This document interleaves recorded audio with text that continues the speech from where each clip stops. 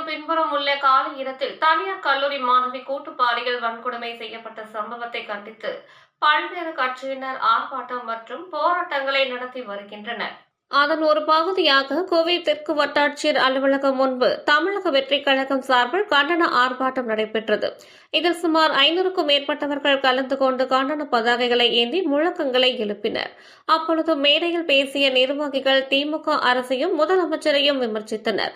குறிப்பாக தமிழகத்தில் சட்டம் ஒழுங்கு சீர்கெட்டு இருப்பதாக கூறிய அவர்கள் பெண்களுக்கு எதிரான வன்கொடுமைகள் தொடர்ந்து அதிகரித்து இருப்பதாகவும் தமிழக வெற்றிக் கழகத்தின் தலைவர் விஜய் முதலமைச்சரானால் பெண்களின் பாதுகாப்பு உறுதி செய்யப்படும் என தெரிவித்தனர். நீதி